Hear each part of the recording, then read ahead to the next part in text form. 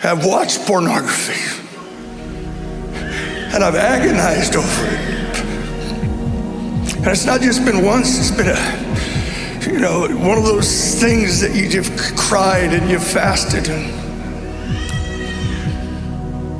And I felt like today I've wondered about this moment my whole life, that I could just say, God, could you break something over a whole generation?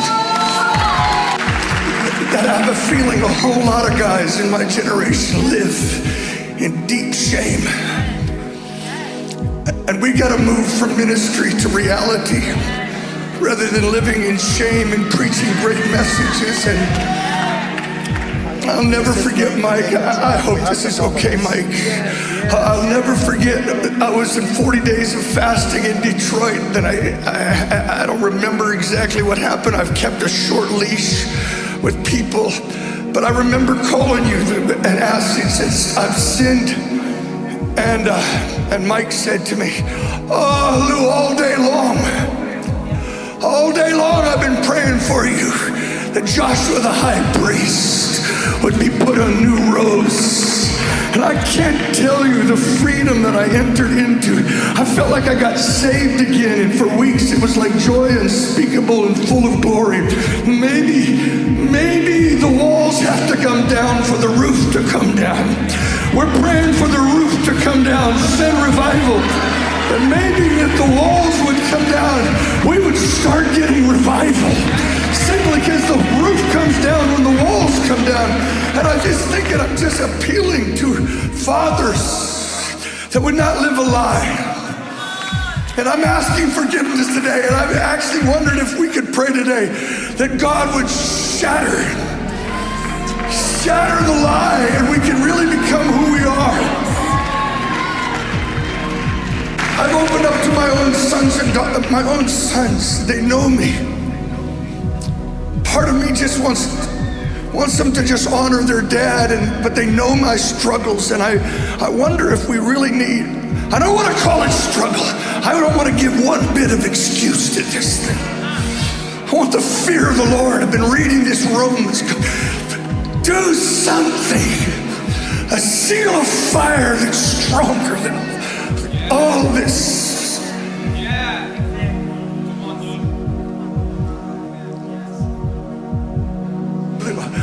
I don't know if anybody has my answer, but an outpouring of the Holy Spirit's fire that is so strong.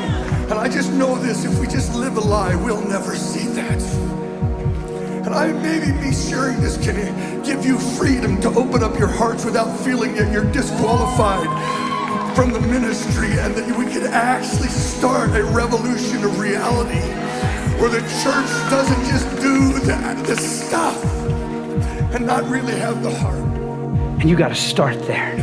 And what that means is when you start there, you're made righteous right there. God sees you as if you've never sinned. He takes you back to the beginning, before the tree, before the voice, before Eve, before Adam. And all of a sudden, there you stand as if nothing was lost, one with him, the blood speaking over your life.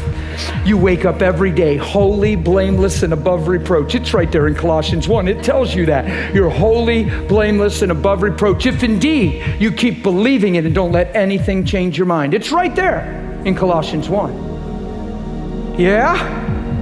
That sure beats waking up and trying not to sin, waking up and trying to do better.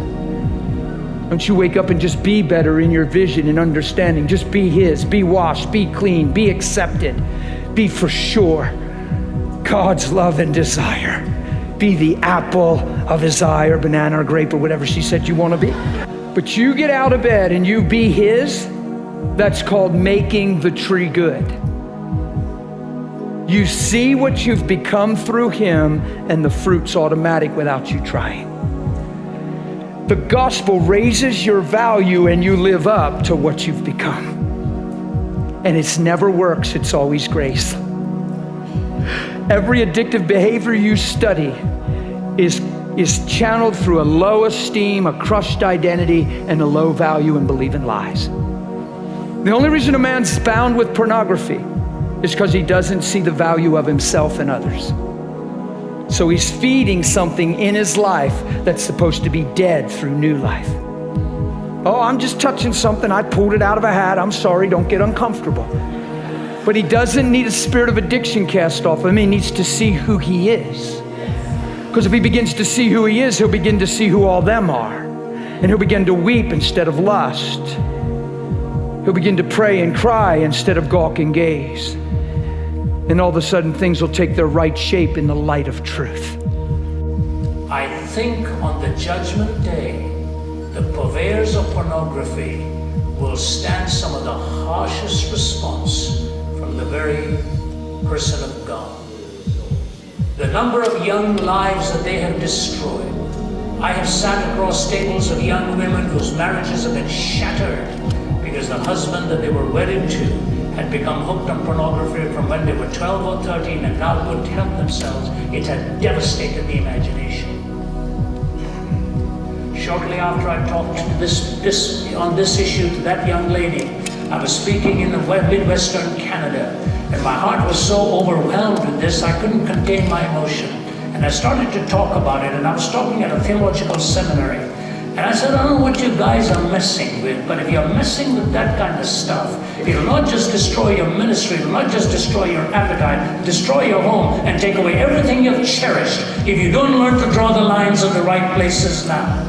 And I just spoke about 5 or 7 minutes in it and then went on to the message, and at the end of it gave the invitation.